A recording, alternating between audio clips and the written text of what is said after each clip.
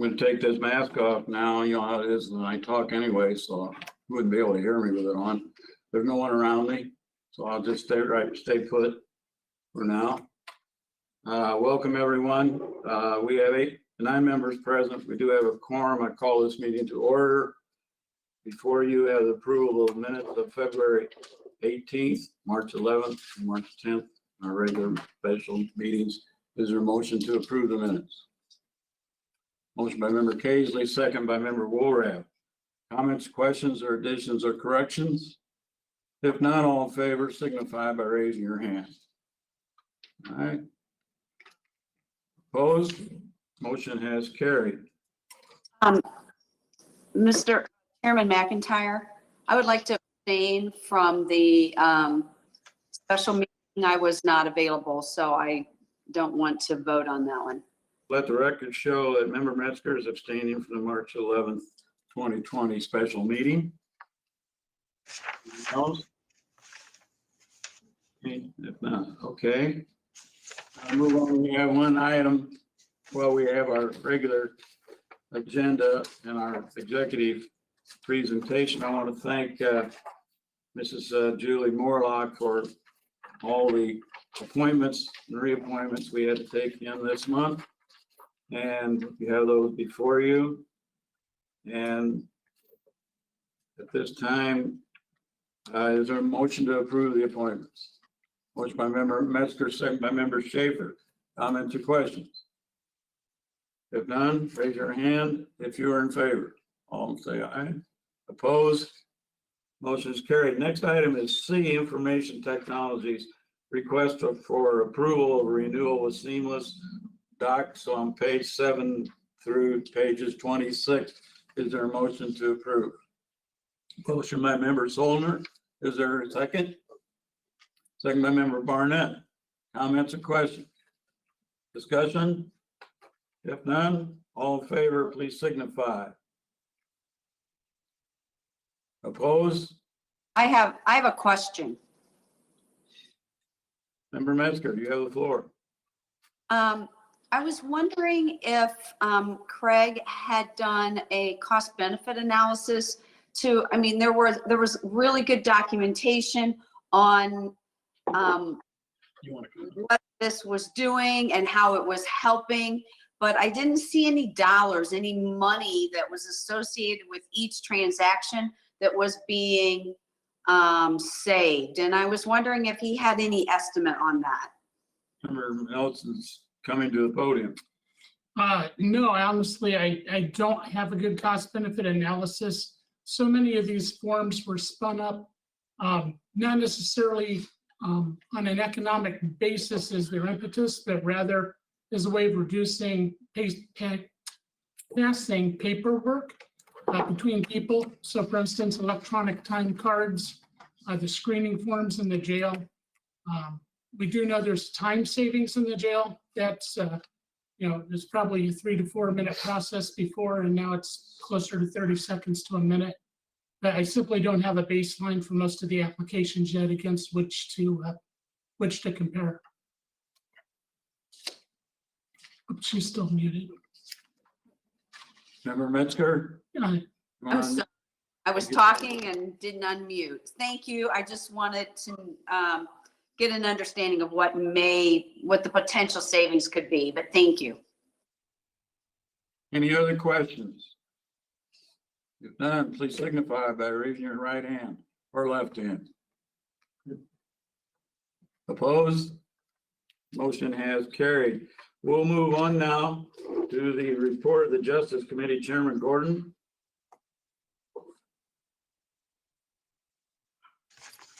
I'm sorry, he's muted on this end.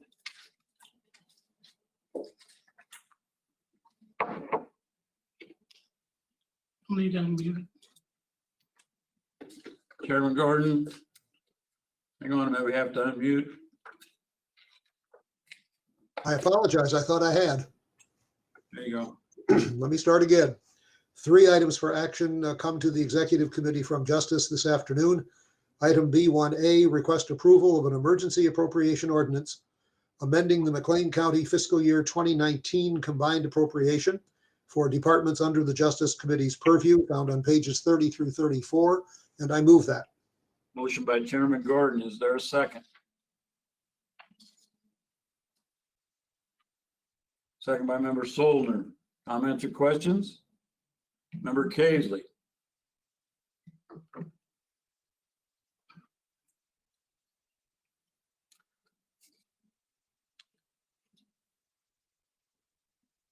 You are now, My concern is the last two items on page 33, both of which have to do with the telephone system and Metro Communications. It seems to me that these have gone way over budget, like $88,000. And I wondered what is going on in this department. I do not have any answers. Anybody? Staff lines? I can add that they did several major upgrades to their complete system this year. Can Mr. Nelson tells me that they, if I may, I'm sorry, Chairman, if I may. no, please do. Mr. Nelson tells me that they did several major upgrades to their systems this year, and likely the cleanup is in regards to those major purchases regarding those upgrades. These appear to be in full-time employees and overtime pay rather than equipment.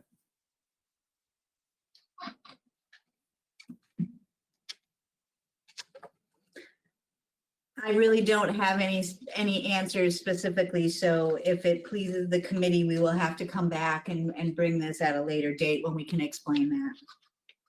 Is it possible we can do this at stand up? Yes, we can definitely have answers by stand-up next week. All right, thank you. Shall we move on then?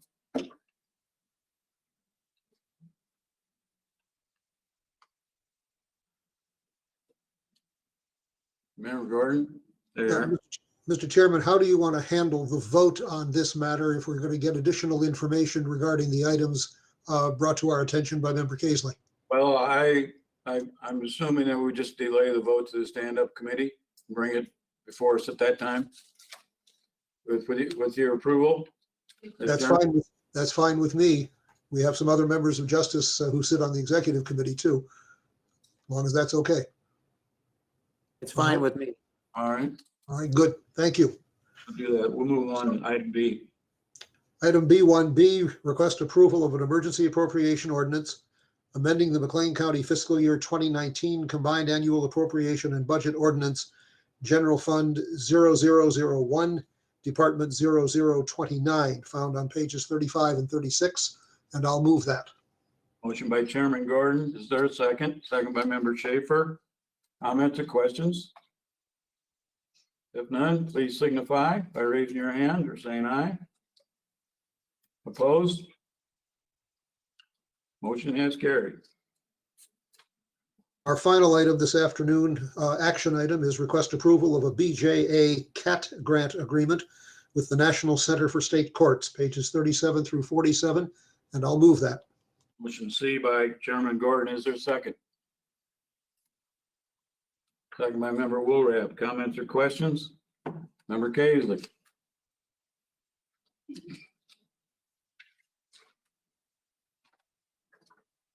I propose a friendly amendment to change on page 42 in Roman numeral 16 from Commonwealth to state.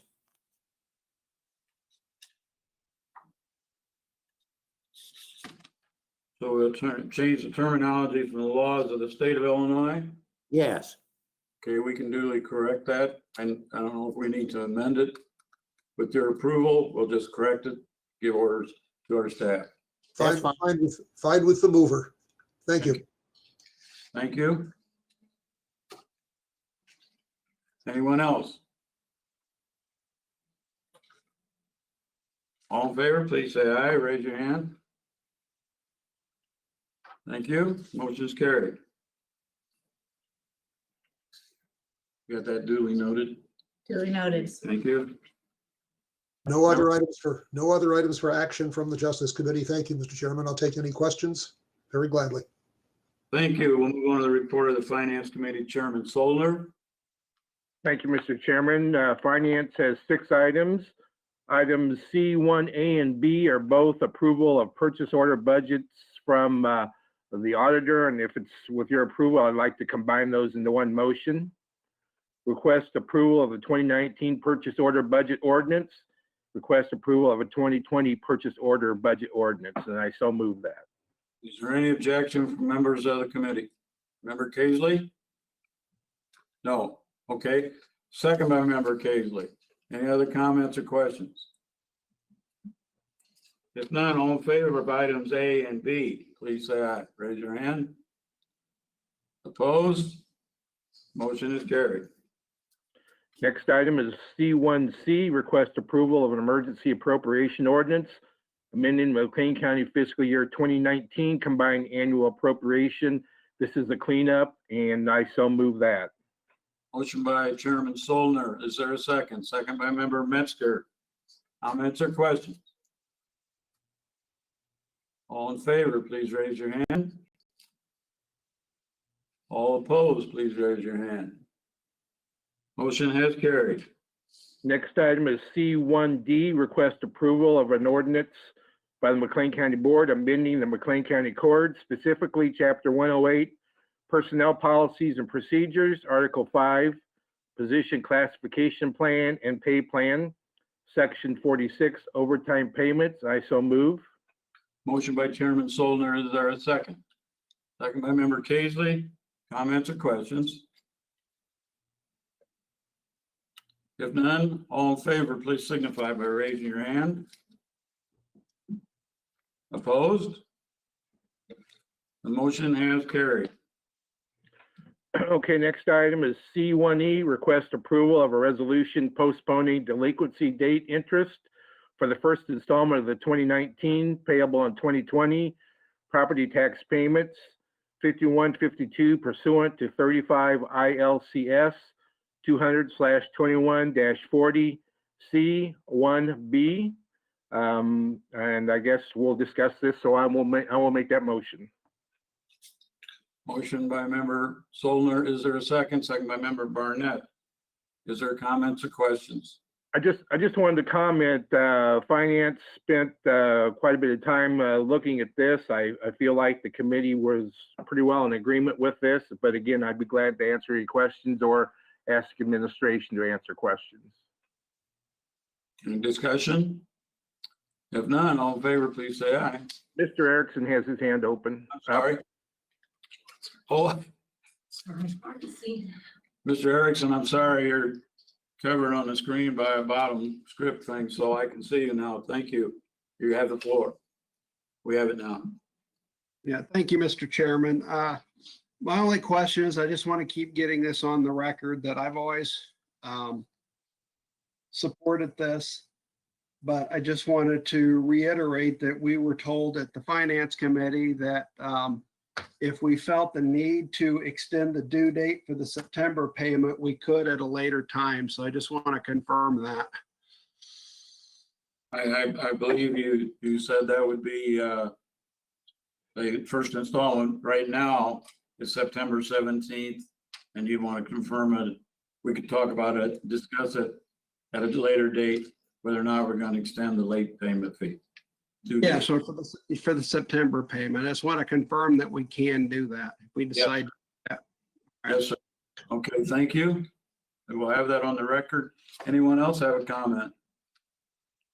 If none, all in favor, please raise your hand. Opposed? The motion is carried. Next item is C1F, request approval of amendments to McLean County Targeted Development Loan Program in response to COVID-19 impact. I believe Mr. Hoban is available for questions, and I so move that. Motion by Chairman Solner. Is there a second?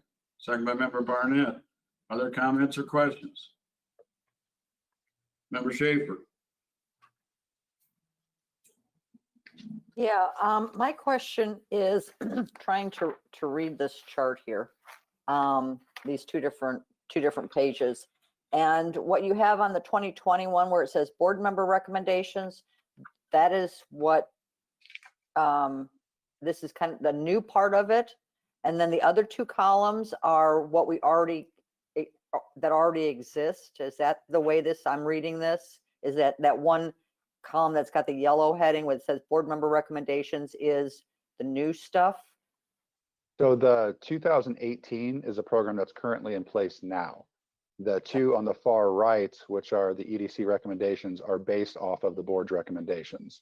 So going forward, we would recommend the two programs on the far right, which are amendments of the one from 2018 that's in place right now. Okay, thank you for that clarification. Sure thing. That begins on page 56. There's a correction in your packet. Are there any other comments or questions? Member Gordon? Thank you, Mr. Chairman.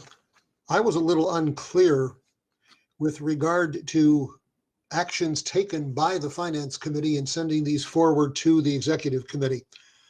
My understanding is that the board member recommendations, which is in the column next to 2018, which differ significantly from the two columns under the heading of EDC.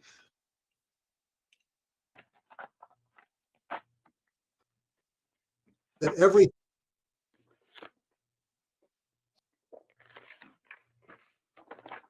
Pardon me, can you hear me now? Because my mic keeps turning itself off. You're on now. Good, thank you. I wanted to be sure. My first question is a clarification of what the Finance Committee action was, or if the Finance Committee simply sent forward the EDC columns and the column that is headed board member recommendations.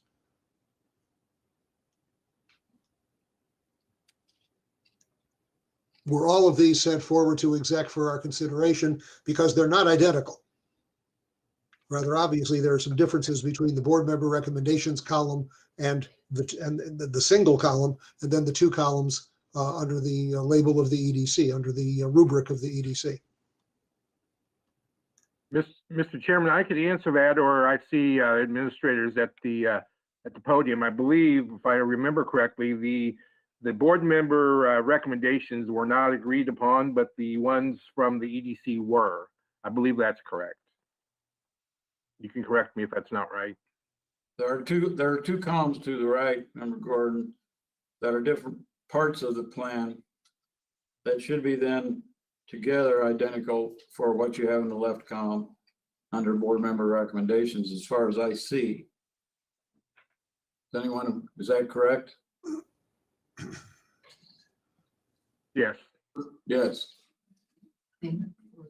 Member Gordon? Okay, the board member recommendations differ in, as I read them, they differ significantly from what the EDC recommendations are.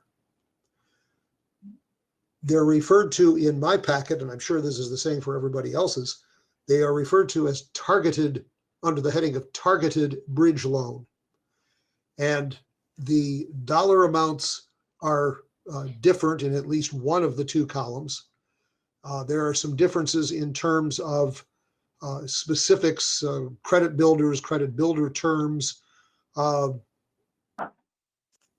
page 58, there are some differences as well. I got to figure out which way to turn this.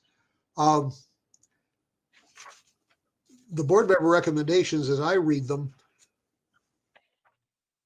seem to be targeted more to smaller businesses. And in my own thinking about this and reading it over, I had a couple of conversations. My take on the distinctions are, first of all, that there are smaller amounts that are going to be available in the micro bridge loan area. Secondly, the target audience, if you will, the target clientele involves smaller businesses. And to me, the fact that the dollar amounts are smaller carries with it, I think, the potential for greater proportionate good.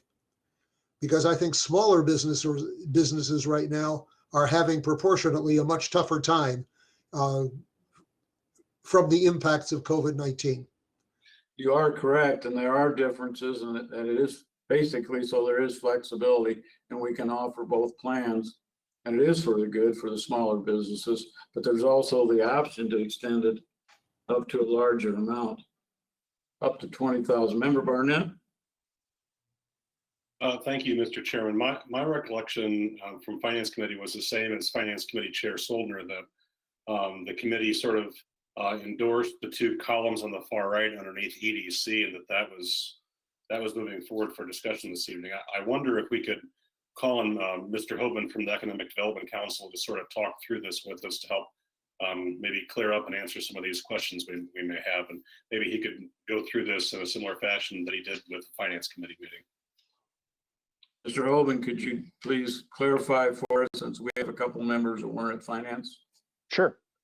You are correct, Member Gordon, that the items that are in columns, the last two columns, actually are different, but they are based off of the recommendations that we received from the county.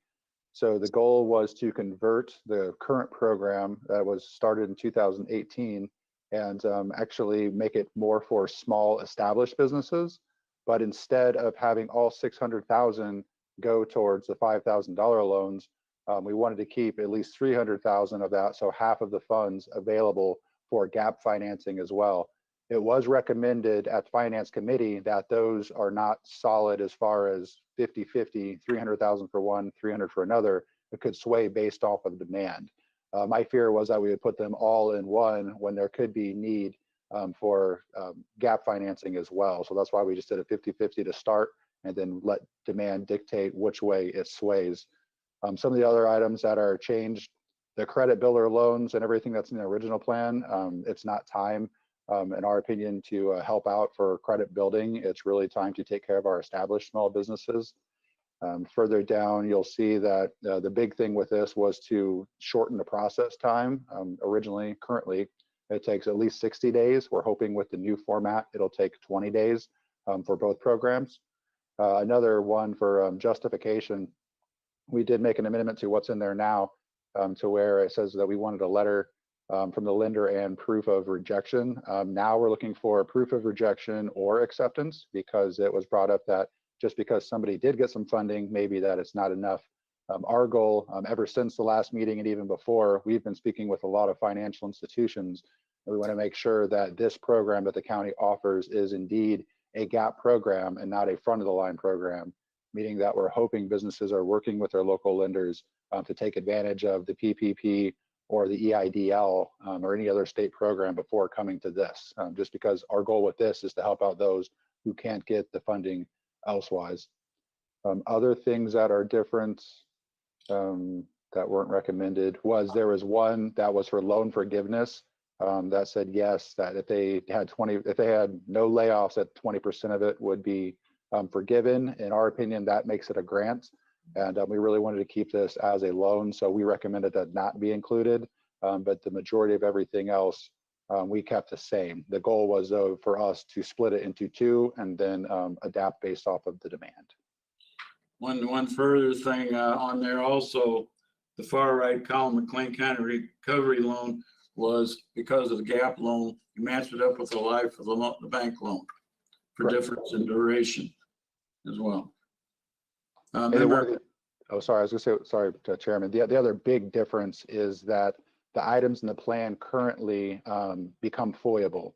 So we're hoping that even based off of the recommendations from County Board, that these personal documents, tax returns, the budgets, any of the financials, basically the books for a business are held at the EDC where County Board can come see them, but we don't want to turn them over to the public because from feedback from current businesses and banks, that's why the current program's not utilized to its maximum potential. Thank you, Mr. Holman. Member Erickson, believe you had your hand up. Thank you, Mr. Chairman. We did make a change finance under eligible businesses. It was originally worded as commercial zone businesses prioritized by industry. And we changed that to commercial zone businesses in case by case for rural partners, exclusions apply. Just like to ask Mr. Hoban what is meant by commercial zone businesses, because I think you're including this in there. I'm just trying to understand, okay? As you recall at the Finance Committee, we were concerned that small businesses would get their fair share of getting this, like flower shops and restaurants, because the example was brought up to us that said, well, we want this to apply to manufacturing. A lot of the members said, well, no, we're not so much. We're concerned about manufacturing, but we're also concerned about the restaurants and the flower shops and even the hairdressers or a small business out in the county who wanted to get that business. So can you expand on what you mean by commercial zone businesses and to help reassure me that a flower shop will get help if they need it? They're not going to get pushed aside because, well, you're a flower shop. You're not a manufacturer, so bye. Okay, I mean, so if you can help me with that, I'd appreciate it. Sure. So the goal with that is that we wanted to get away from home-based businesses, which was in the column, the recommendations as far as Uber drivers or anyone else. So if it's a commercial business, it is a building that is zoned commercially.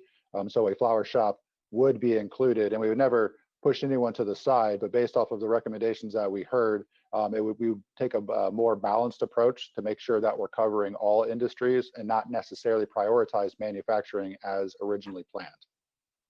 So it's the zoning portion is really just to get away from home-based businesses like a lawn care company. Thank you. That's the way I understood it. I mean, I just would like to encourage us to make sure that I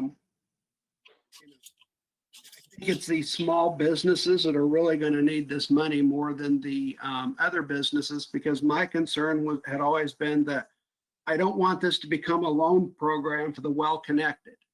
I want it to be a loan program for small businessmen. I mean, if any of you have ever gone through the PPP process like I did, it's a nightmare. Okay, it's like you apply, you put in your application. The banker calls you and says, no, the bank has changed this form. And then you sign another form. Then the bank calls you and says, no, we're changing this form, and you got to do that. And so, I don't know that a lot of small businessmen would have got through that process if you don't have an accountant or if you don't have a lawyer on staff. So I just want to make sure that, these people that wouldn't have an accountant or wouldn't have a lawyer, we're giving them some preference, because I really feel bad for them, because I kind of understand processes, and I understand you have to be patient with the process, and the process will change on you sometimes. So I didn't have any problem with it, but other people get flustered by it and they get burned out by it and they don't know what they're doing. So I just want to make sure small businesses get support. I think that's what you're trying to do, but I want to emphasize that I hope that's our goal. Because it would be almost sad that if this were done and we look back at this in August and we still have 300,000 in one account and 300,000 in another. I mean, the whole purpose of this is to get it out there in the economy and get it out there working for small businesses. And it would almost be a sin or be wrong for us not to spend this money. I mean, this is a rainy day fund. It's meant to be spent. I don't know how we could have a more rainy day than the one we have right now.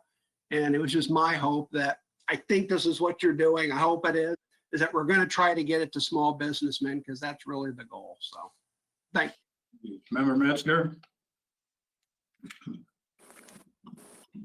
And I apologize, I was not able to make it to the special meeting, so I have a question. And when you talk about case by case for rural partners, can you please provide me an understanding what that means? Would that include agriculture or tourism businesses? I want I to, guess I've got an example. Patrick, he should know that I attempted to highlight some of the conversation that was had in Finance Committee and add it to his chart. So he had to deal with the quickness with which we have to put together a packet, and my attempt at trying to capture the essence of the discussion. And if I may, and Member Soldner can correct me if my recollection is incorrect, and also Mr. Hoban can. We were trying to highlight, Member Metzger, or I was trying to highlight in the update to Mr. Hoban's chart, our desire to work with rural partners and the concern brought forth at Finance as to whether or not all of the partners would be zoned commercial, and could we actually not accept, for example, an Uber driver in a rural area, because that was one of the clear cut perhaps exclusions, but how we would examine applications that in a rural area, in an unincorporated area of our county, just didn't fit the mold to each and every one of the examples that might be available in the metropolitan areas of our county. So I hope I'm making clear, and it was a challenge to try to put that into the chart, but I was trying to capture that part of the conversation from the special meeting. Another example I can think of is Meadows has a huge nursing home. It's in an unincorporated area. It is a smaller business, it was, I'm not currently, but potentially they could qualify if they lay people off or they're having trouble with their payroll, those kinds of things. And I'm not saying they are, I'm just, as an example, there is a big nursing home out in Meadows. So there's another, those are not, they're unincorporated, they're not zoned commercial. So I just wanted to kind of validate that we are not excluding those people who have businesses that people can't go to right now, that they're not be able to take additional people, or people can't visit them, those kinds of things. Member Solar? You have an Thank you, answer? Chairman. I think that's right. I think Administrator Rodriguez has that correct. My question or my concern at the time was, the small villages maybe don't necessarily have commercial zoning per se. They may call it retail, and may call it something else. And then also, I think of Epiphany Farms out by Downs. Again, they have, I don't know exactly how that's zoned. That might be zoned ag tourism also. So I was trying to make sure that we were looking out for the rural area and the small towns, and I think we did. Okay, thank you. Member Schaefer? Thank you. Yeah, I have a question for Mr. Hoban. On the recovery guide that you created, has that been distributed, or are you taking that around to businesses to make sure that they are all aware of the different opportunities that they have for different forms of relief and loans or grants or whatever from various levels of government? And what has the response been to that kind of thing? And do you think that it's really helped those businesses? Both recovery guides that were put together, we did one for residents and one for businesses. Our staff has contacted the mayors. That's in works right now. And then also we are working on a case-by-case outreach, and we have a team of volunteers that have signed up to assist with that. Our BRE manager, Amber Wilfley, is making calls to businesses now, and we'll distribute the list. So the goal is to cover every business, and we're also partnering with the chamber to expand that as well. So yeah, we can't just rely on Facebook anymore. We have to make the phone calls. And so far, they've been very well received, just because the programs, as you know, they're changing daily. And I'm sure at 5:04, there's probably another one being announced right now. But it was just our attempt to try to distill all the information, but it's been very well received, and we'll continue to make the calls. I believe this was sent out to rural areas as well, wasn't it, Mr. Hoban? Yes, that's where the project manager, Nick, actually is contacting the mayors to make sure that they have them. But every business is on our call list that's in McLean County. Member Woolrab? Thank you, Mr. Chair. Question about the current programs that are out there, the federal programs specifically. What is your sense, Patrick, of how whether businesses are, I know many businesses have gotten those loans. Is there still a backlog? It's my understanding there's still a backlog, a considerable backlog. Mhm. So based, and I see you're shaking your head yes on that. So my question about our proposed program is, do we really want to make it contingent upon those being rejected? Because my fear is that we're going to have businesses who maybe have a need for, to pay their utility bills or an insurance bill or something that would really hang them up at this interim piece, and we might be able to save them by giving them $5,000. And rather than waiting until they go through this process, we don't really know what the end of the federal process is going to be. It may be contingent upon Congress allotting more money, or is it better to try to get this money in people's hands as soon as absolutely possible? And I think, so I have a two-part question. That's one part. The second part is, considering the 300,000 split between the two different categories, it was my I thought we had talked at some length, and maybe we didn't come to agreement on that in our last in our finance committee meeting, that we really wanted to focus this on the small business, the very small businesses who probably don't have the wherewithal to have accountants, as Member Erickson said, accountants, lawyers, to help them with this process, and really see if we can't get this in this very small businesses' hands.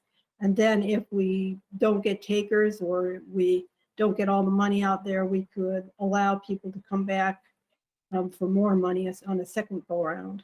I'm just uncomfortable allowing such large chunks, relatively large chunks, $20,000 for businesses, when we could spread it around more with $5,000 chunks.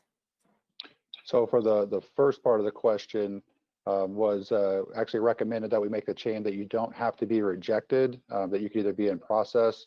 Our goal is just to get a letter from the bank. We don't want a company coming in that has not tried to use a private source, because I don't feel that it's our role, especially at the EDC, to compete with private business. So as long as they've got a letter saying, they're in line, or they tried, and they're meeting our requirements for that, that's where I think that we can help. For the small businesses, the target audience is at the very bottom of that slide deck. And for the smaller one, it's 10 employees, and the other one is 50 and under. If we want to adjust that, the definition of the small business by the federal government is actually 500 and lower, which is kind of crazy.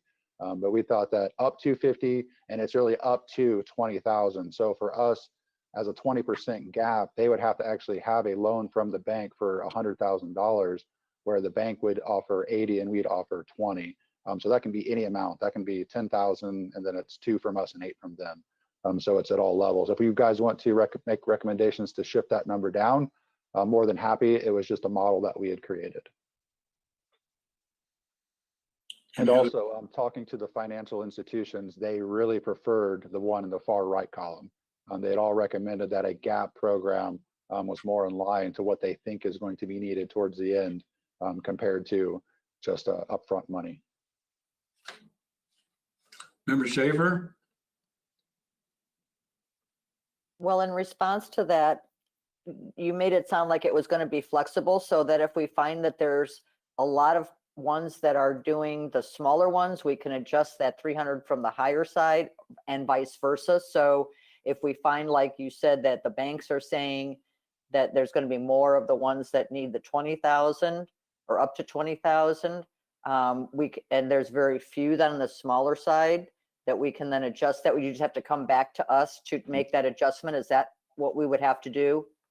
Yes, Member Schaefer, that's what we discussed at the Finance Committee, was that if we find demand, we could report back as soon as possible. And if demand's leaning one towards the other, we'd bring it back to you to adjust. Anyone else? Mr. Holman, it wouldn't be fair then to characterize either of these loans as payers or last resort for the county, right? Would the gap one be considered that at all? Payers as last resort, as far as, well, I think. Have to come back and fill a gap or a bridge after another loan was issued in the right-hand column. Yeah, so the right-hand one would be, it would require a letter from the bank stating that we will cover up to 80% of this total package if the county covers the other 20%. Okay, thank you. Anyone else? Member Gordon? Thank you, Mr. Chairman. Two questions, one question, one concern.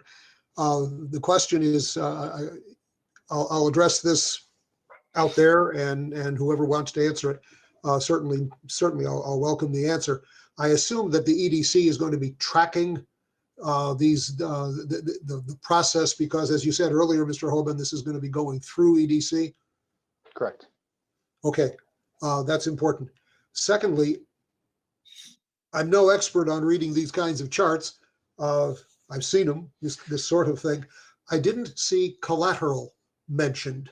Is that a built-in implication somewhere? Is there some part of this where, or is this part of just a normal process where something doesn't work out as far as repayment of the loan? That would be my question. Yeah, I'm trying to find collateral. I thought there was a line item for that. The 11th line from the top on the first page. Yes. Yeah, so collateral is required, and it would be the same of what a bank would require. Thank you, Chairman Soldner. I missed it. Appreciate it. Anyone else comments? Member Erickson? Mr. Chairman, it's just been my experience that we've been, this fund has been sitting there and we've debated it for years, what to do with this fund. And the money still seems to be there after years. It is my hope after this attempt that we get rid of all this money this time, and do the best we can, because it's not doing us any good just sitting there collecting dust. We've got to get it out there. It's my hope that and I believe you will, but it's my hope the EDC will do the best it can marketing this and trying to do everything it can to get it out there, because quite frankly, I guess if we spend it, we may not be debating it anymore. So, that would probably be nice at some point, because it does going to do more people good out there in the economy than it is going to be doing in our bank account. So thank you, Mr. Hoban, for your work on it. And I just would encourage you to push it as hard as you can. So. Member Gordon? Thank you, Mr. Chairman. I apologize. I had this other question earlier. When the reference is made to 20 days process time, is that 20 business days? Because that's 4 weeks. And I'm hoping that it can move faster than that, especially for the small businesses. Yeah, I don't think it's business days. That's just based off of an estimate from the past, because the one that's in place right now on our website, it said 60 days. And that was because it has to go SBDC, EDC, CDC, county finance, and then finally county board approval. So we're hoping that if we eliminate 4 of those, we'll get it down to 20 days. Thank you. I hope it could be sooner even than that, because some of these folks are probably in need of $5,000 just to pay their electric bill and meet other expenses. I don't need to tell anybody in this meeting how dire some of the straits are that some of these small businesses are in. Not only the flower shops, but the barber shops and the mom and pop restaurants, and there are a number of those around, not only in rural areas but right here in the Twin Cities. Thank you. Member Woolrab? I want to see if we can talk for a minute about the reports that are being requested here for the income, cash flow, and the balance sheet of 3-year historic. I think my concern is I would like to see us reduce the history required here, and that may not be normal procedure in this kind of thing, but it's not been that many years since we came out of the Great Recession, and we have had a lot of businesses spring up over the last just few years. And I think the impact that this particular situation can have on businesses has nothing necessarily to do with how well a business has been run over this last 3 years. It's just a matter of this COVID thing out there, and whether they're even allowed to open, or whether people are going to feel comfortable coming back to them. So I was wondering if we couldn't give some credit to people who opened a business and maybe reduce it to even a 1-year period. See what the members of the committee feel about that. Any thoughts? Member Erickson? Fine with that. Anybody said. Member Barnett, do you have your hand up? I would be open to that. Maybe we could change that to 1 to 3 years, depending on the length of time the business has been in place, and give the EDC the professional discretion to know when they need more information and when they need less from a business. Member Schaefer? Yeah, I couldn't echo Josh's comments there. Be a little bit flexible on this because, I mean, that's what we all have to be right now, and in many, many different areas is be flexible as to how we go about our business. And so I think if we can kind of say 1 to 3, like I said, if it's a newer business that, hey, they had the great first year and a half, and then this hits them, if you go back 3 years, they're like not qualified. And so I think that flexibility could be built into this, and let EDC, based on their experience and knowledge of how businesses work, to be able to ask for what they need to have to document things. Let me see, is there a consensus of this committee? Can we direct staff to have Mr. Holman rewrite that and bring it to us for a stand-up meeting for the board? I think Member Cosley had his hand up. I'm not sure if he's shown on your screen. Yeah, hang on. Mr. Casley, would you like to speak now?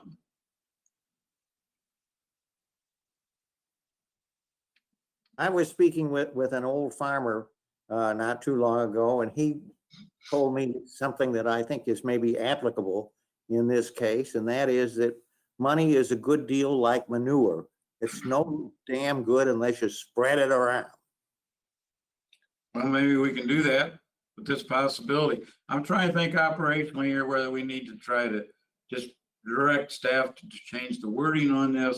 Is there a consensus to do that? I think it'd be better if we approved it at stand up prior to our meeting with the wording changed on it. Member Solner, you're chairman of finance. What's your thoughts?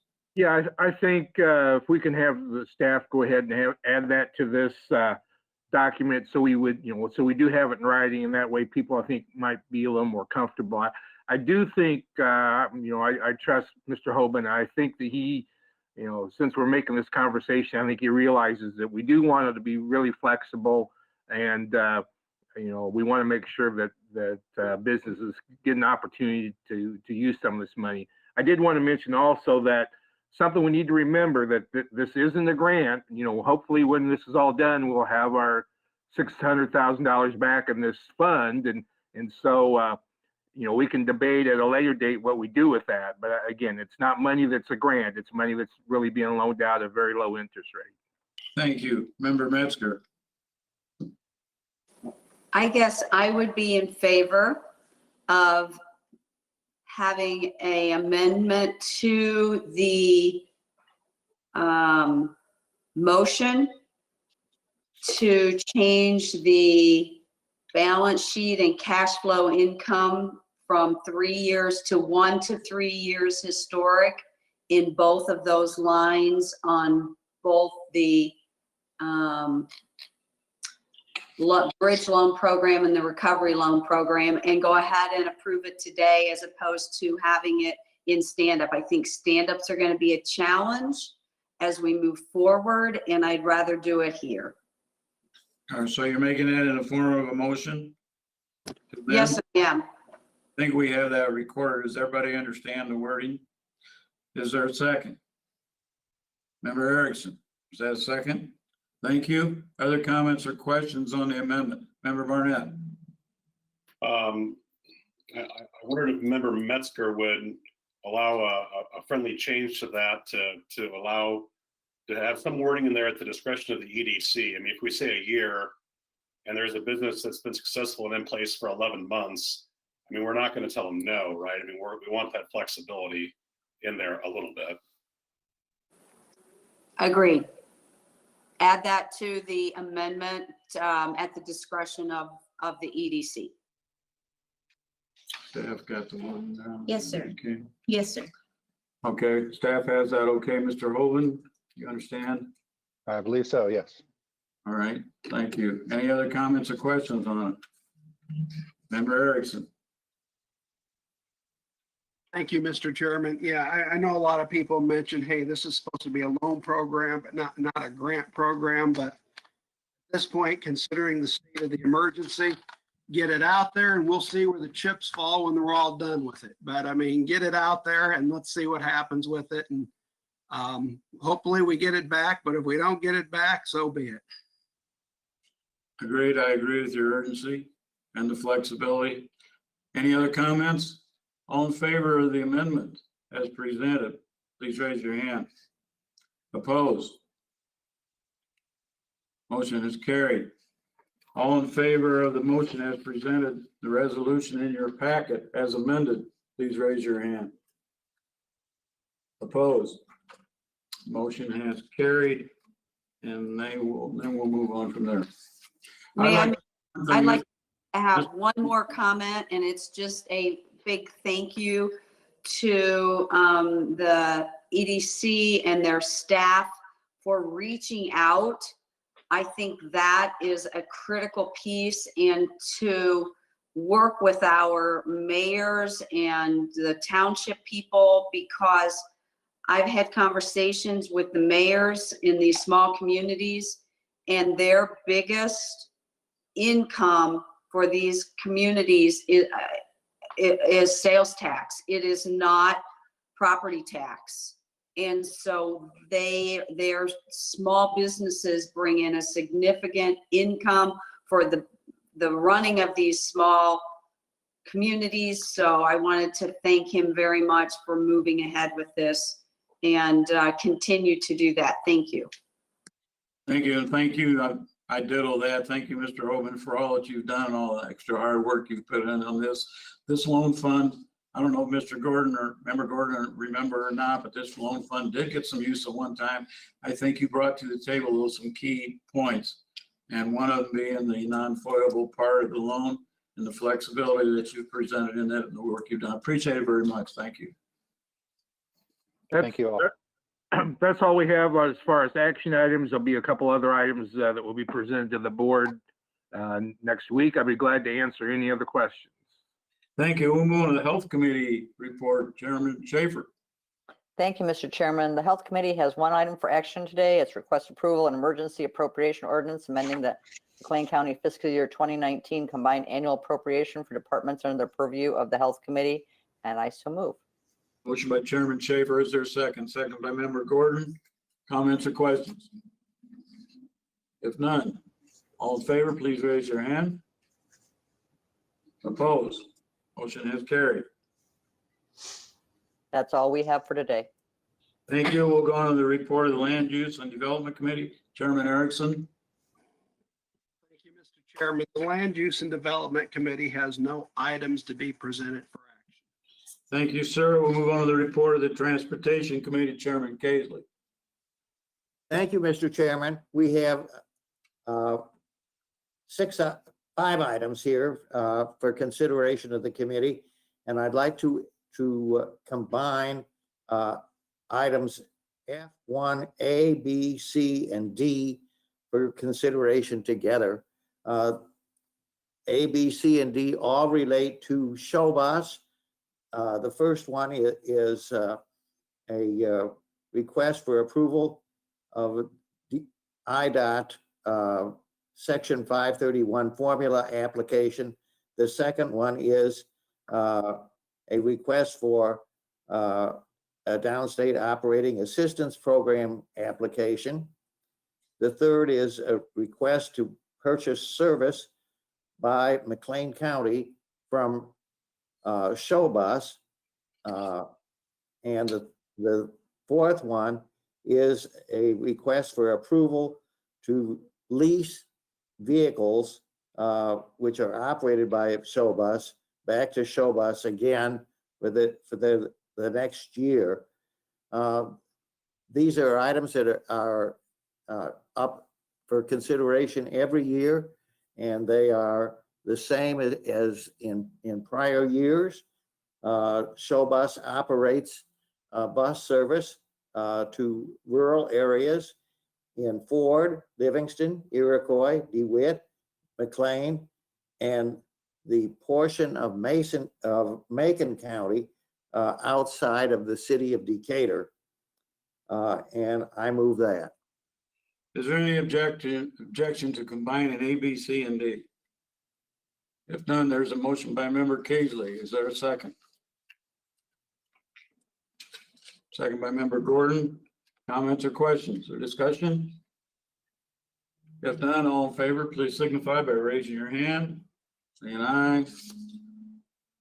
The motion has carried. Any objections? Motion is unanimous. Member Kaisley, you still have the floor. The next one is item F1E, which is an emergency appropriation ordinance. The county has money coming from the Blooming Grove Wind Farm, which has been approved, and that the wind farm is, developers are willing to pay to the county for engineering on right-of-way plans for roads inside the area of the Blooming Grove Wind Farm. And the Department of Transportation has also indicated that they are willing to pay more for the design, engineering and design of the Route 66 bike trail from a mile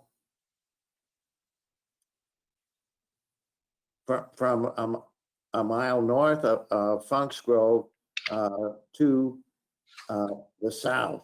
And so I move that the money that comes from these two sources be accepted, and that they be devoted to the design of the bike trail and also the improvement of the highways within the Blooming Grove Wind Farm.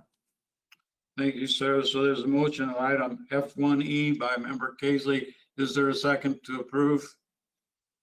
Second by member Woolrab. Any comments or discussion? If none, all in favor, please signify by raising your hand. Objections? Motion has carried. Thank you. And we have several items from maintenance letting and equipment letting to present to the board. And if anybody has any questions, I'd be happy to try and answer them for you. Highway Department's very busy right now. Thank you very much. Report of the Property Committee, Chairman Barnett. Thank you, Mr. Chairman. Property Committee brings forward no items for action to Executive Committee or the board this month. Thank you. Report of the County Administrator, Ms. Rodriguez. Thank you, Chairman. I bring forth one item for action this evening under H1A, which is request approval of an emergency appropriation ordinance amending the McLean County fiscal year 2019 combined annual appropriation for the departments under the purview of the Executive Committee, found on pages 111 and 112 of your packet. Is there a motion to approve? This is a cleanup for the year. Member Solner, second by member Schaefer. Comments or questions? Member Schaefer?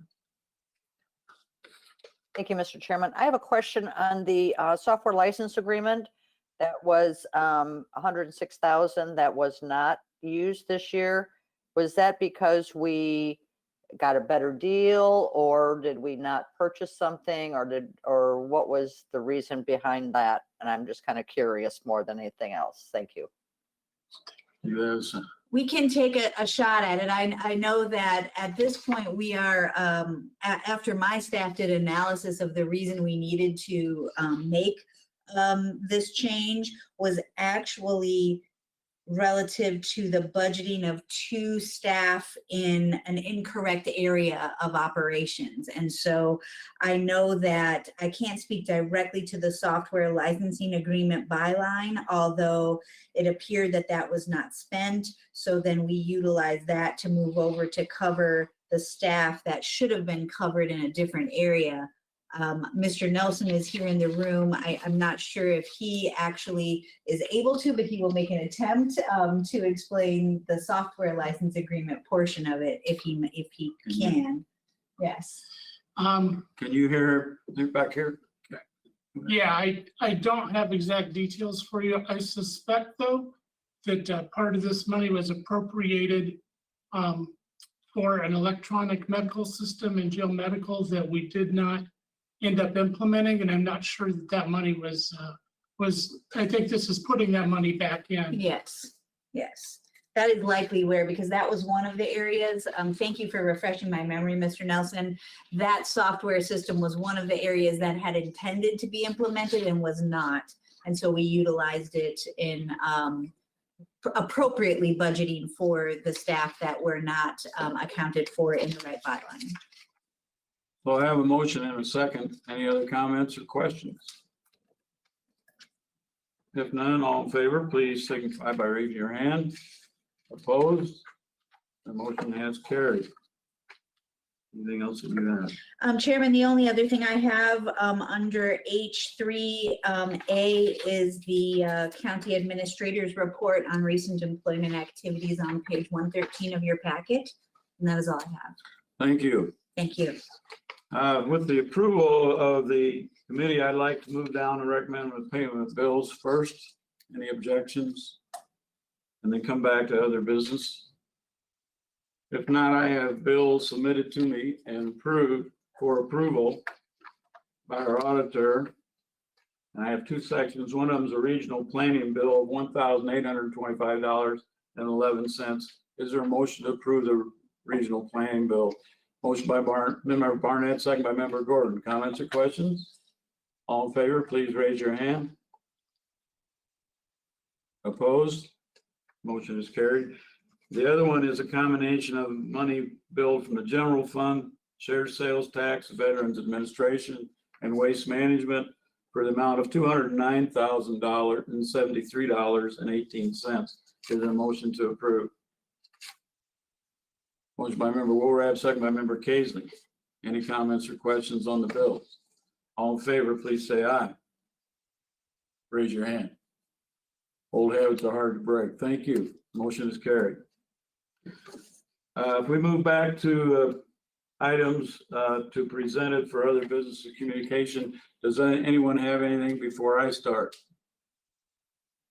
If not, I'd kind of like to give you somewhat of a recap on where we are and some information that can be provided for you to the executive committee. And I know there'll be more information coming for the full board by our staff.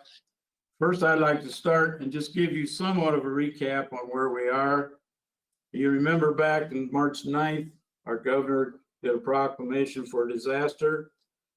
Soon after that, our staff got busy and our EMA department consulted with our county administrator and recommended that we sign a county emergency proclamation. It was given to me and I signed that on March 20th. What that did primarily was allow for procurement of materials and services without it going to bid, and also allow for possibilities for filling out any types of forms for reimbursement from FEMA when the time came, which now we have had forms out to all of our organizations that are involved. There were some questions about the executive powers on that, as many of you can remember, and we had a 7-day period to extend our disaster status, which we did, and had our special board meeting. Mr. Knapp also wrote out an interpretation of the statutes and interpretation on the executive powers. And in our last full board meeting, we passed a $500,000 initial cap limit to watch the spending, and also a $25,000 individual purchase limit. There was also some questions about the plan filed that we had from EMA, and which we made readily available for our members to read, which is a plan is reviewed every 2 years. And then basically we went ahead and approved that plan and put the ELC in place. The Emergency Operations Center is part of our emergency management agency, which is part of the county. And part of the plan has an organizational chart with it. We're going to put it up for you just to take a look to see kind of some things we're operating under at the time. And I think you'll have that in front of you. I'll have to look here at the sheet. There's actually two sections of it. One of them was a policy group, which we did form an executive policy group in which we have continued to work together with phone conferences twice a week. And the other part, of course, is our Emergency Operations Center, which Mr. Clark, our Emergency Management Director, runs with Kathy Beck, our Public Information Officers, our JIC program, and so on. And we'll get into that. And this will just give you kind of an indication on how this was set up by the plan. Our emergency policy group then, it consists, as you can see on the screen in green, myself, the Sheriff, State's Attorney, our County Administrator, Assistant County Administrator, and our Regional Office of Education Director, Superintendent, and Ms. Rodriguez as well. And so with this group, we consult along with Mr. Clark, who is part of the group, in phone conferences and coordinating everything that's going to go on with that.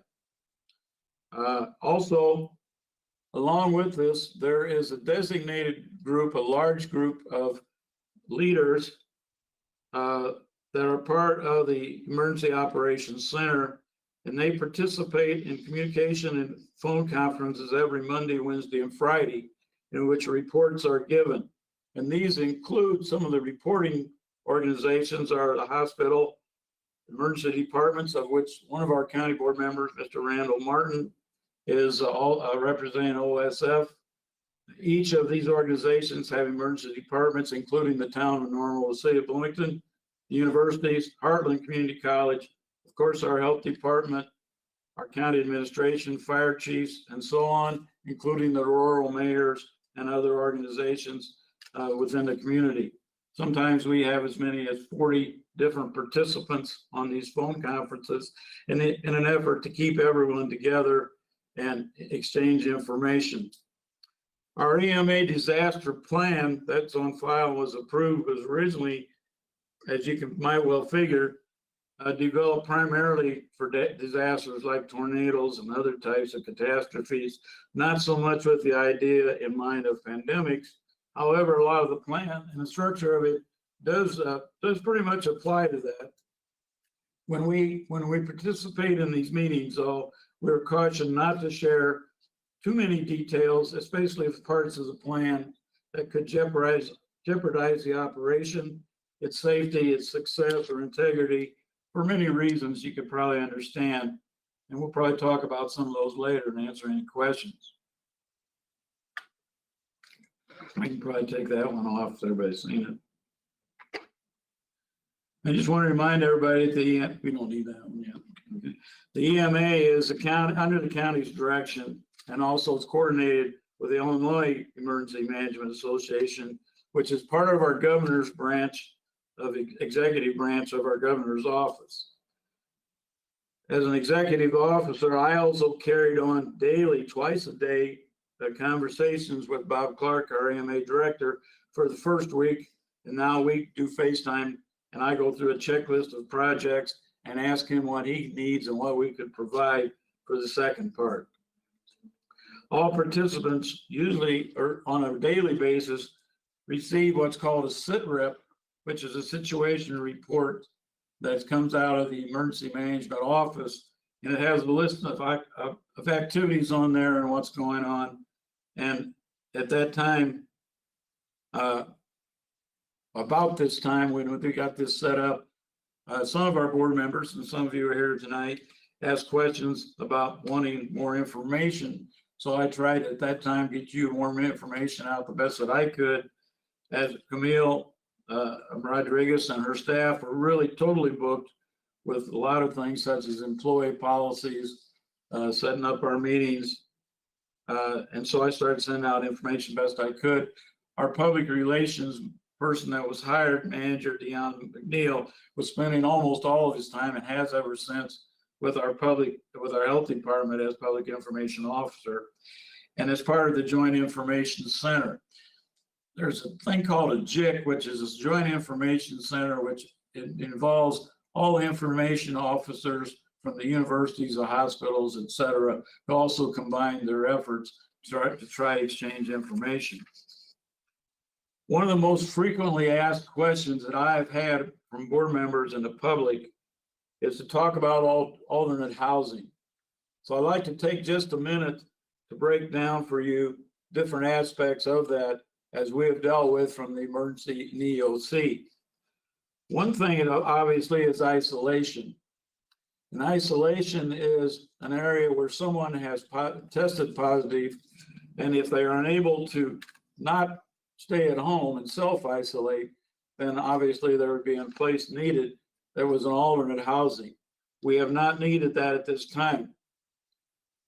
There's also alternate housing for hospitals, for overflow. The hospitals have their own sites arranged, but at this time they have not needed to do that, as you can tell if you're watching reports. There's also quarantine and self-quarantine in areas where somebody is quarantined or needs to be quarantined. If it's impossible for them to stay in an area where they can self-quarantine, then the housing that needs to be provided, and that could be in such cases as homeless areas and PATH and so on. EMA has had sites for the last 3 weeks set up, located, and ready to go if any of these are needed. They have not publicly identified them, although they are pretty much known by all the EOC people, much similar that other communities and counties have. Some other information that we tried to get out at the beginning was a live stream that Ms. Rodriguez and I did. And of course, the health department does Monday, Wednesday, Friday press conferences, and Tuesday, Thursday live Facebook question and answer sessions as well. And we have sent out as much as we can to our local mayors, townships, representatives, and worked with our Economic Development Council. And we are now considering, and we might get started yet this week or next, joint press conferences with our major leaders in the community, including the mayors and the community managers and other people that are involved. Answer any questions and go through that if we feel that that is something that is determined that is needed. And this will probably be conducted here. Ms. Rodriguez may have more information for you, but we're constantly working to do these types of things to get out information. We know that there's other types of situations such as the TV news that goes on in Peoria and information is released. I think there's some comparisons that we can give, and we'll try to get into that. There's been a lot of questions that we've tried to conduct and fill in all of our staff. And one of them was the questions about property tax.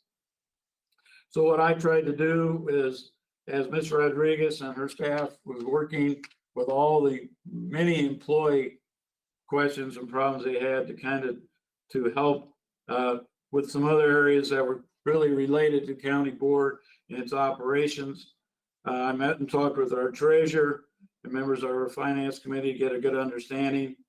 I met with her and we reviewed possibilities. I requested certain percentages and data which she provided for me so we could see what different funding streams and amount of taxes were paid at different times to make a projection. As you know, the finance committee then took that and has recommended to our full board, as long as a possible delay in time for a late payment, knowing that our treasurer had the authority to set September or June 17th as our first installment date. During this time, questions came up from our school superintendents. So I participated in a phone conference with all our school superintendents in the county to answer their questions and alleviate any concerns about our property tax. I felt like it was a very productive meeting. And of course, I worked with Mr. Holden in working through our small business loan thing.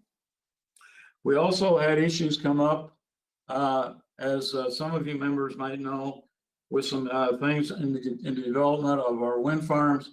And so I participated along with Member Metzger with Invenergy and our highway department in phone conversations and conferences.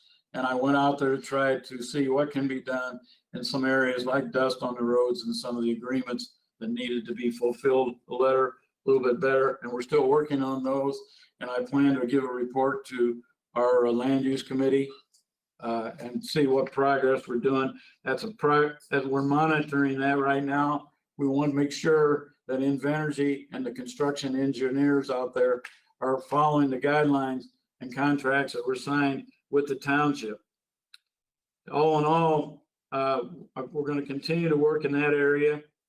I realized this morning when I got off the EPG, our policy group phone conference, this was my 34th phone and video conference that I've participated in since March 20th. So I've been pretty busy about that. I also went out to the Northern Illinois Gas Pipeline Project as they requested someone come out and take a look at how they were conflicting and the road intersections there, which is on Pipeline Road. I also drove out to Kamlara Park and checked with our director, and there were some questions about areas that needed to be marked off and checked that as well. And so when we opened the mobile testing site, I went out and talked to the National Guard. So there's areas I've been able to try to participate in and communicate with while some of our staff was working in other types of things. Most of our staff has worked here, many of them, especially for the first 3 weeks, completely through the weekend. But then we started rotating, trying to work from home like we should. I worked from home for 8 days, and now in here in this department right now, we're usually averaging one administrator or one assistant, and then someone in also working as our administrative assistants. And that's been about it. I've come in for the last 2 days, but to try to keep separation and social distancing, and also try to make sure we're not exposing the whole staff so that the county administrative department can continue to run. Some other things that I've dealt with that you might like to know, that has been making calls to congressmen and representatives. One thing that came up was to try to call attention from our lobbyists on a bill that's being offered to Congress to help local governments be eligible for more payroll tax credits. I just heard this morning that Representative Davis has now agreed to join and co-sponsor a bill. I think it's due to be introduced pretty soon, within the next few days. Questions also come up about food. As part of our executive policy group, Mr. Jontry has given us 3 times a week reports and orchestrating what he's doing with that. The school kitchens have done a lot of preparation. Our AMA has provided PPE for them. One of the 2 of the school districts in the county saw the need, and the boards approved to also provide food for not just the students who qualify for free and reduced lunch, but also some families that lived within the same household.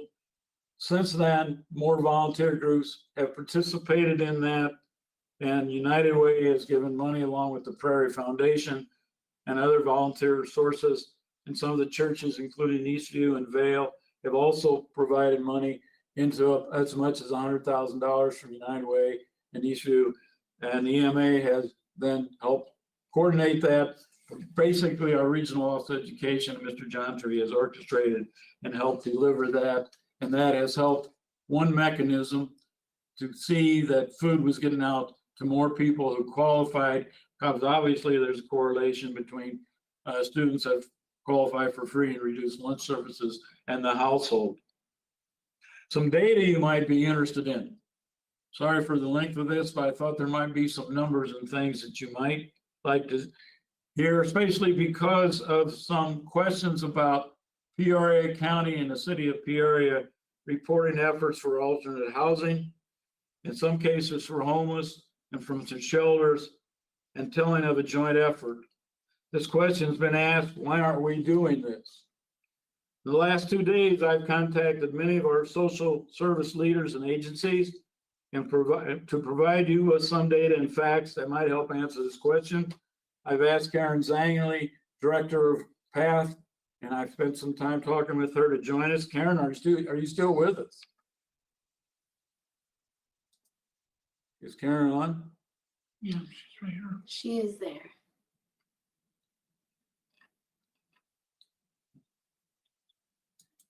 She's muted. We have to call She's her. not muted from her side. Karen Zangerly, are you there?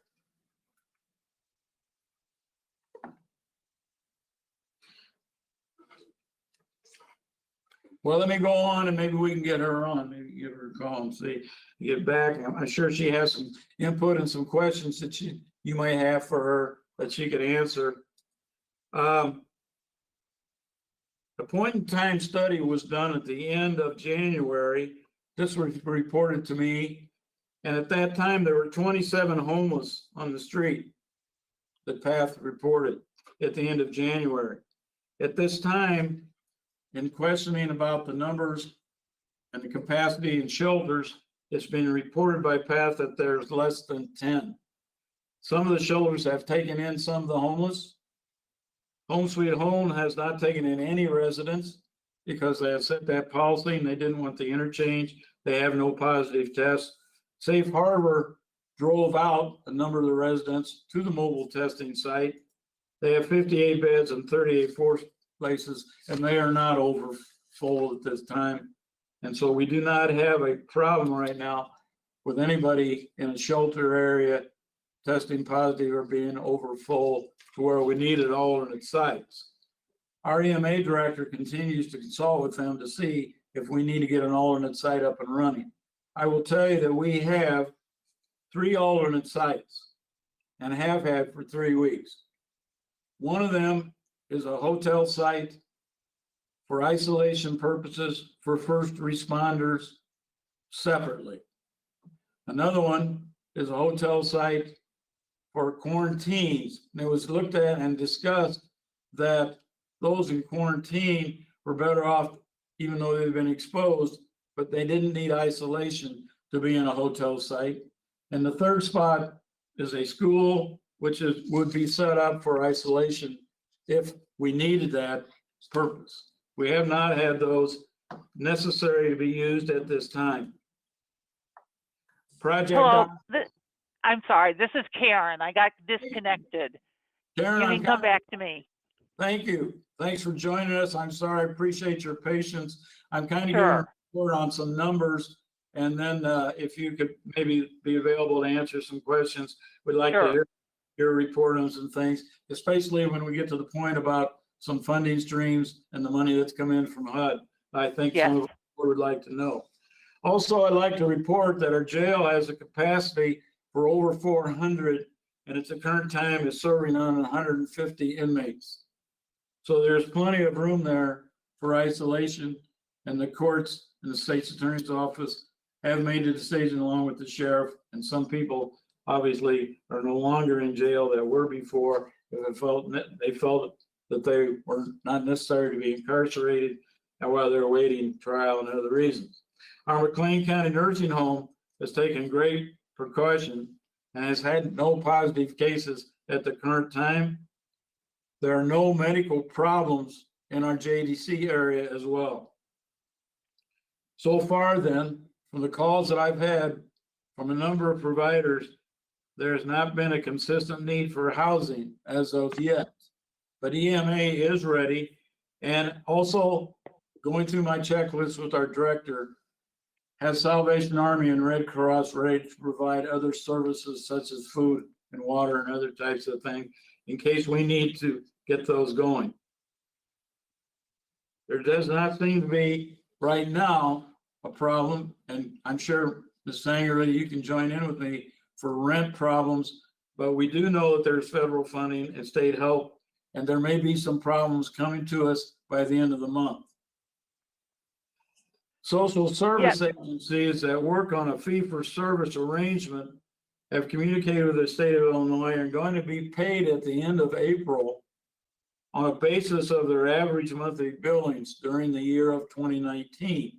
So they have money coming in. the ones that are able to do that.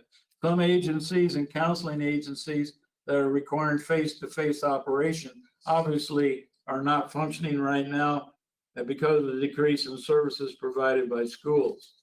We're going to put up a chart here for a minute because we think maybe that would answer some of the questions in comparing some money that's coming in, and we'll get that here in a minute, from HUD.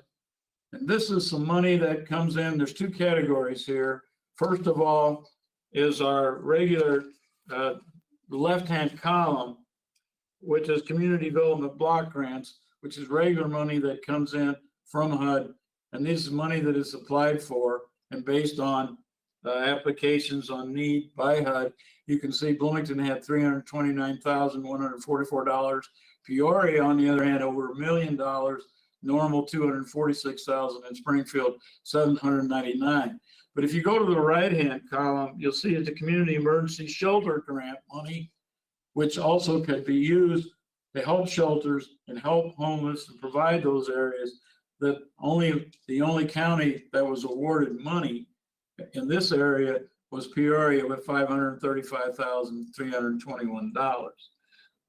Ms. Angerly can probably explain a little bit better about some of the HUD money that is coming in. And one question that I asked Ms. Angerly when we were talking today was, have you had to have a need for housing or rental assistance? And we know that your calls have probably quadrupled in the time for services, but I'd like to turn this over for you a minute and ask about your calls and what needs you've addressed. Okay, I think that when you look at housing and homelessness, we have to recognize that they're two separate systems. So right now, I can tell you we have about 175 homeless in McLean County. We have beds at the shelters available. We also have money available from a number of different sources to place people into hotels when necessary. So when somebody enters the system as homeless, regardless of the day or the time, we can place them, transport them, feed them until they can get into a shelter. And it's a fairly efficient system. There are actually 7 organizations here in town that have hotel money available with agreements at various hotels. We just received in money from HUD in federal dollars, 49,000 came in, so that if a homeless person presents as needing to be in quarantine, we can pay for 2 weeks of a hotel and food daily. We have not had to use that yet. I am so happy we have not had any outbreaks at either of the shelters. I think both of them are practicing wonderful mitigation practices to try and keep everybody safe over there. So we do have about 10 people on the street who are on a wait list for permanent housing, and we work with them.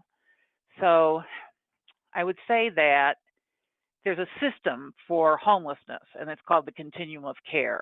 So we get funding dollars for homelessness from HUD, those are federal. We get them from the state, and that's that emergency shelter grant, DHS's, that comes in, and to a lesser degree, CDBG funds coming from Town of Normal and City of Bloomington. Our system really does go from emergency shelter, there's transitional housing, permanent supportive housing, subsidized housing, rapid rehousing, day center, and the triage center. We have not had to come to the county for money specifically for the homeless, but we did come for help when the mental, well, what did we call it, Susan? Back in 2014, where we took a look at the mental health needs. So actually, I think that the best money from the county is being used to help with those underlying causes of homelessness, which is mental illness and substance abuse. But the system right now is really funded well. We have a lot of money coming in for rent money. Our calls went sky high starting like April the 2nd, as people realized that there was no way they were going to have rent dollars available, and mortgage too.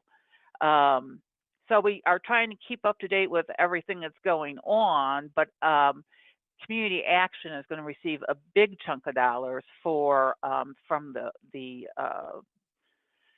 oh goodness, it's too long of a day.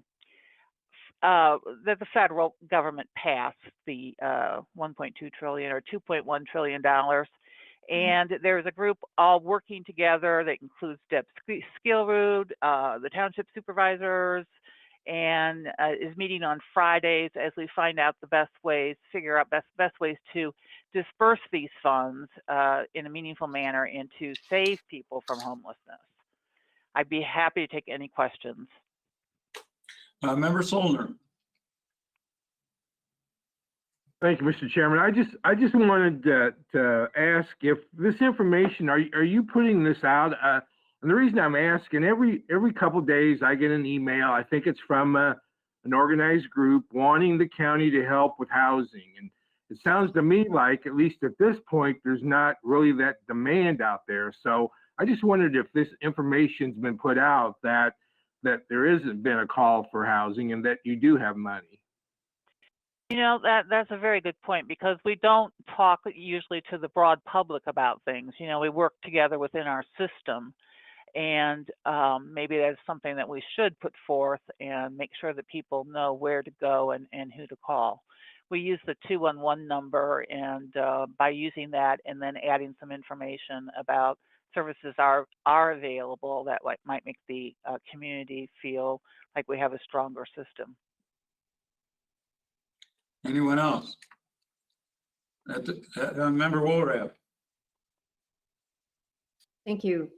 So I will echo what you said, Mr. Solner, that I've not only received emails, but phone calls from folks who have their best intentions of helping people, seem to believe that there's a gaping need out there for this. But what I'm hearing from you, Ms. Zangerli, is that you know, we have a system in place, we have funding, and there's maybe there are these 10 people out there, and I'm not sure why there's 10. Maybe you could speak to that, but you know, that I'm hearing numbers more like 200 people that are in need of housing, but that's not what I'm hearing from you. So not at all. And PATH is the body through which reports all of our numbers to HUD. So we're the ones who really know how many people are out there. And I've had this, I've gone and spoken to groups and have had people say, how do you deal with these hundreds and hundreds of people? And it's like, I don't think people recognize that, you know, it's usually less than 200 that are sheltered. And on the streets, it's very small. The numbers go up in the summertime, but I think that people see pictures of LA or Seattle or other big cities with homeless problems, and they just kind of apply that must be the same everywhere. But actually, our community has too much money in it to get federal dollars. We get fewer dollars because of the fact that we are so small and our population is so small, but it's enough. And there are a lot of misconceptions about homelessness in McLean County. well, thank you for all the hard work that you're doing on that score. And I'm glad to hear that we don't have as the problem that the people have a conception of. The 10 people that you say are homeless, is that we're unable to get them in, they're unwilling to be sheltered, or can you explain a little bit about those folks?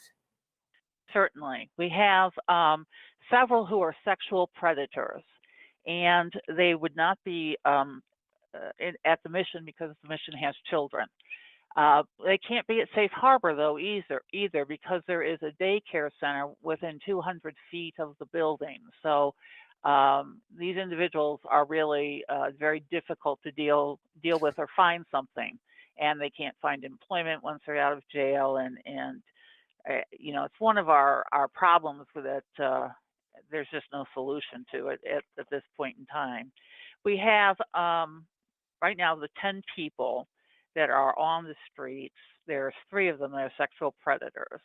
Then we have people who are banned from the shelters, because I knew somebody would ask this question. and they are banned from the shelters because of past violence within the shelter, or bringing drugs into the shelter, breaking some rules and making the place less safe. And I will say about Safe Harbor, I can't speak highly enough about them. It's not even like if there's one incident, then they're thrown out. They try and they try again, but eventually people get tired of the behavior and it's like enough already. So what we're trying to do with those 10 people is to get them into permanent housing. So we have a coordinated point of entry, and when somebody has an opening like Mayor's Manor, they call us. We have a list of people who really need shelter, and then we'll send somebody over there to be evaluated and see if they can get into something. Does that answer it? Oh, and then the last, it's probably with all of them, but we have one woman who's very seriously mentally ill who is on the streets right now that we're trying to keep track of. And she just refuses any kind of assistance whatsoever. Thank you so much. I have a question, Karen. As we get closer to the end of the month, we'll see more need for people to be able to pay their rent.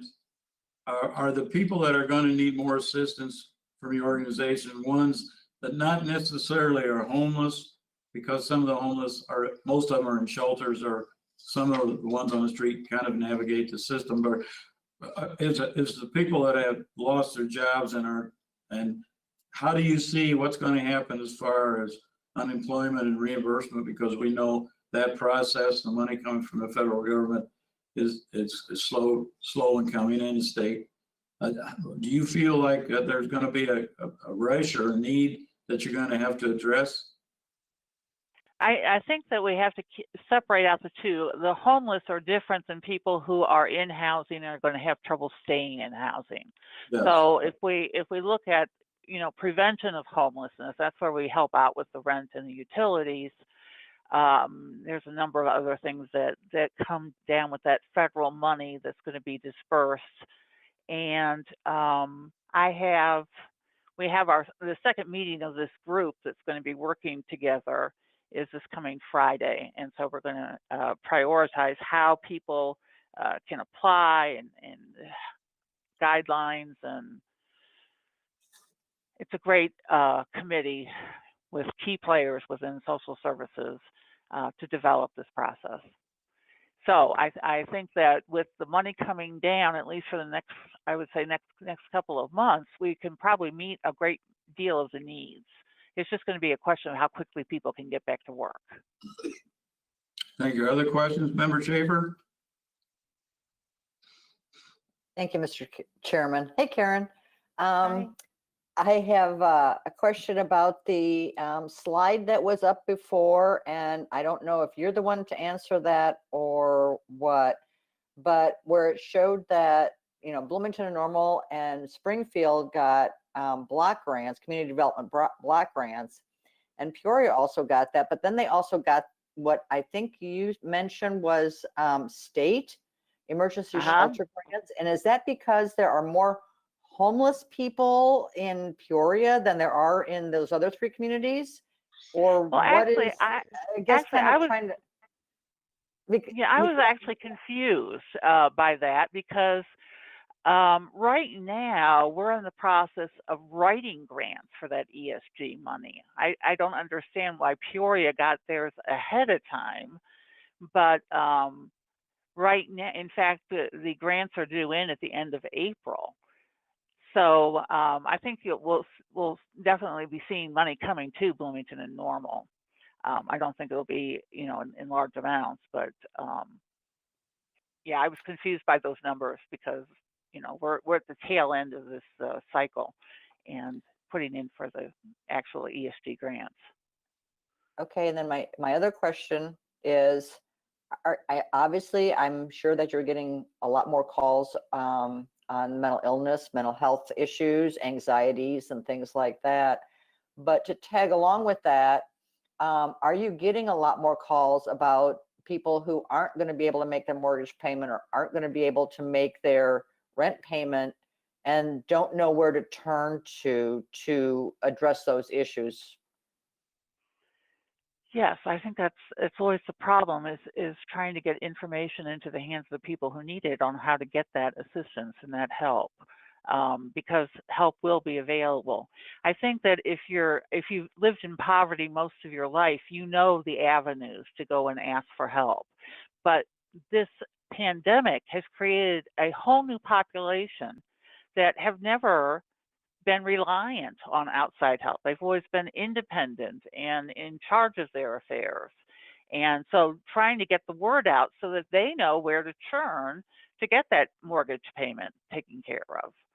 So the hardest part for social services is that none of us have a marketing budget, that we don't have a lot to put into the process. But I'm hoping that as we proceed with media, as we define what the system is going to look like and how you do it, we will have to get that message out through media so that we reach more people who ordinarily would not know where to turn. Did I answer it?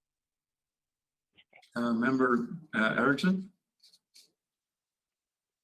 Thank you, Mr. Chairman. I mentioned this to a group of realtors today, but under Illinois mortgage foreclosure law, if a foreclosure is started, an individual has 90 days to reinstate, which means they can catch up the deficiency, and they have 7 days, which they can pay it all off. And the only reason I bring that up is because people shouldn't be fearing that if they miss a payment, they're going to be kicked out of their house the next month. I mean, it's not the way the mortgage foreclosure law works, and it's not going to happen that way. And then in regards to the landlord-tenant law, I mean, we can't even get into the courts right now until probably the end of May. And so, I mean, eviction orders probably won't even be entered, if they're entered at all, assuming the courts reopen, until probably sometime in June. And probably that's later June at that. So, I mean, you know, the system backlogged right now, even in the courts. So trying to get before a judge and trying to get anything done right now is just difficult. And even in the McLean County system of foreclosure, you're still kicked over to a system where you try to talk to people and see if there's some way you can work with the lender to find some type of refinance program. So I just wanted to point that out, because there are avenues out there for people to get assistance. And it's not a race to an eviction, or it's not even a race to a foreclosure. There's ways to get assistance even within the current system as it exists, notwithstanding some of the things that you guys are doing. So I just want to. Well, I would say to you that we do know those things, and we do a lot of explaining to people about their rights and what will happen for a mortgage. That it's not going to, if you miss one payment, it's not going to, you know, have an immediate effect, and especially rent, because a landlord will say that they, you know, put a 5-day notice on a door. But really, it has to go through the court system. And so we frequently are telling people, no, we're looking at 60 to 90 days here. So yes, we are aware of that process. Yeah, that's what I tell clients. I mean, that's what I tell people too. I mean, it is about a 60-day to 90-day process, because even if you do miss a rent payment, you'll get a 5-day notice to terminate tenancy, but then the landlord still got to turn around and file a complaint for eviction. Yep. And as I said previously, you're not getting into the courts till the end of May. Mm-hmm. Right now, so you're not even going to get an order till probably the end of June at best. So that's just the way the system is working right now. So right, and that's what we're trying to educate and comfort people, that, you know, you're not going to lose your housing immediately. Karen, thank you. We have time for maybe one or two more questions. Appreciate your patience and sitting through the first part of this meeting. Member Gordon? Thank you, Mr. Chairman. I had a conversation yesterday where I heard from someone that there may be a problem in some of the shelters just because of population density, a lot of people in close quarters. And I'm just wondering, Karen, if you can expand on I think you were saying something addressed to this before, or at least related to this before. How concerned should we be about the question that, for example, 20 people are within close proximity of each other in a shelter where folks otherwise would be out on the street? Well, I think it's really been an interesting turn of events that we didn't expect. But I'll give the example at Safe Harbor is that the residents have taken on the task of sanitizing things, washing hands, taking temperatures. They're all very much invested in keeping that environment safe. Now, that's not to say that it's never going to happen, but at the Mission also, their mitigation policies are good, and the people who are living there are 100% involved with keeping safe. So we'll have to wait and see. But as I said, we have money if we have somebody who has been identified with the virus or needs quarantined to take them out of the shelter as soon as possible and get them into a hotel. And am I correct that if they have if there is a concern that it's path that they should be going through? Yes, they could. We're kind of the doorway to the homelessness. And so we work real closely with the shelters. Well, in fact, at the tail end of the conversation I had yesterday, I suggested calling PATH on any matter that is connected to too many folks in a constricted space. So maybe you've already heard from them. Thank you. Yes, we have. Anyone else? Karen, thank you very much. We really appreciate your time and the wealth of information that you shared. We've had a long meeting. I just got a few more words and we'll wrap this up. Just some observations from my position as chairman, because the question always is coming up about what's the financial impact of the COVID virus situation is having right now on the county. As I see it so far, and from the information I get from talking with our administrator and others, there's the two areas, direct and indirect impact. And part of this is our direct impact, as we've gone through, and what you've heard tonight is that we've had money for things. Sales tax, we rely on, but not to an extent on our budget that so far we don't know what that will be. So that may be coming down the road a little bit more as far as the economy and how that affects us.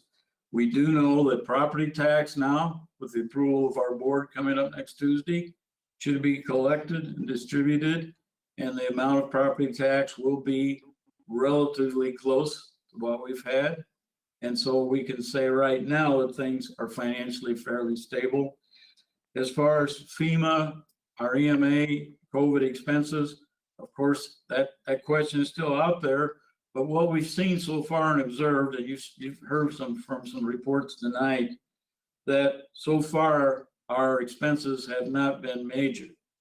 They've been fairly minimal because we have not had to use any additional housing sheltering areas, and that our mobile testing site out there has been primarily provided by HHS.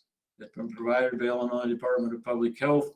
The testing and the servicing, National Guard came in to help provide control, and our EMA Mobile Operations Center has been out there assisting. And a lot of that is voluntary help, which is very important to consider. So we haven't had to go out and contract and do many things so far. We haven't had a freeze on hiring. We have asked, I think the administration will talk more at a board meeting about possibilities of some options on capital expenses and taking a good look at our budget.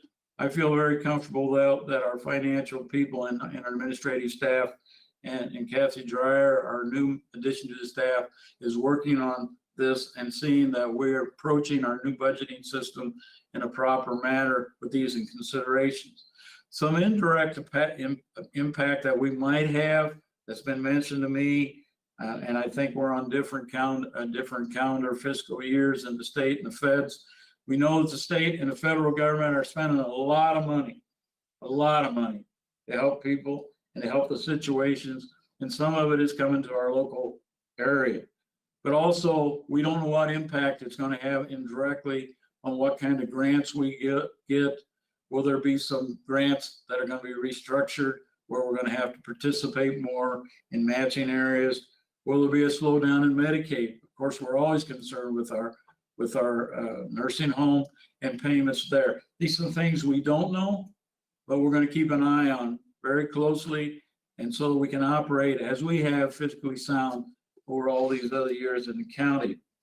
Another issue that I'd like to address just very briefly there are a number of groups and agencies that are wanting to help in different areas, voluntary groups, some of them with a lot of questions about what the county is doing. Hopefully we've addressed some of those questions tonight. What is the county government role in all this? Is there duplication in some services out there from some voluntary groups where money could be done better? Is there any kind of role that the county could convene as far as just conducting any kind of discussions? But we'll keep on looking at that and see if it's what we can do there that would help. I know we are going to focus our attention on small business. I know we're going to help in the rural areas and get more information out continually. And there are just so many areas that we need to continue to address. And I will continue to work down here with staff. And obviously you call anytime, and we'll continue to work through these situations that have been presented to us. Is there anyone else that has any questions or anything I'd like to say tonight? Member Schaefer. Yeah, I just want to make a comment, and you might have more information because I did not follow up on it after I saw this, but I believe that the triage center has expanded their hours and they're open later. And so I'm hoping that that means that people are taking advantage of that, because there are a lot more mental health issues that are probably manifesting themselves with people being isolated, and also with first responders and people that work in the healthcare settings that may have been working a little bit harder than they normally do and seeing things that they normally don't see. So I don't know if you have talked to Ms. Malat about that, or even if Karen can pipe up on that with the calls to PATH on mental health and how we are addressing some of those issues. Yes, we are. Oh, I'm sorry. Did I speak out of turn? No, you have the floor. Okay. Thank you. All right. We're very glad to have the triage center. That has been a real boon, and especially during this time, because we do have people who are very isolated, but we also have people who are stretched beyond limits, and I'm talking about healthcare workers. And it has been very nice to be able to offer something to them that they don't have to pay for, that they can just drop in at and speak to people.